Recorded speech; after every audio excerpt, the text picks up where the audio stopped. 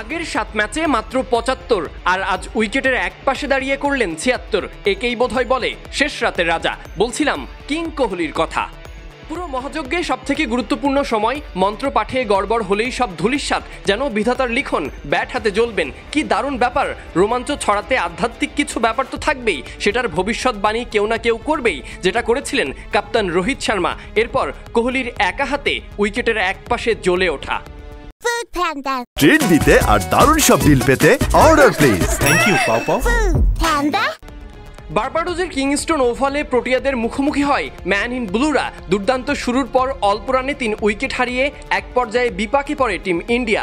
দায়িত্ব কাঁধে বিরাট। গ্যালারিতে এক বোতল পেপসি, সাথে কোহলিকে বলা হচ্ছে সেক্সি। ব্যাট হাতে ইউনিভার্স বসের এলাকায় কোহলি একাই এক গ্যালাক্সি। পুরো টুর্নামেন্ট জুড়ে হাসিনি বিরাটের ব্যাট। আসরে 7 ম্যাচে মাত্র 2 বার 2 অঙ্কের রানে পৌঁছাতে পেরেছিলেন। তবে সবকিছু যেন মেগা ফাইনালের জন্য জমিয়ে রেখেছিলেন কিং কোহলি। মাঠে তার প্রতিফলনই দেখা গেল। দুর্দান্ত শুরুর পর ইনিংসের 17তম ওভারে অর্ধশতকের দেখা পেলেন এই তারকা ব্যাটার। এরপর আবারও ছক্কা দিয়ে শুরু।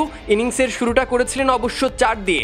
অর্ধশতকের পর 76-এ পৌঁছে গেলেন যেন চোখের পলকে। পুরো ইনিংসে 6-4-2-6। আন্তর্জাতিক টি-20-তে কোহলির 39তম অর্ধশতক। যৌথভাবে পাকিস্তানি ব্যাটার বাবর আজমের সাথে সর্বোচ্চ আন্তর্জাতিক 50-র মালিকও এখন কোহলি। সব মিলিয়ে ফাইনাল ম্যাচে কোহলির এমন একটা ইনিংস দেখার অপেক্ষায় ছিল ক্রিকেট সমর্থকরা। সেটা পূর্ণ হলো।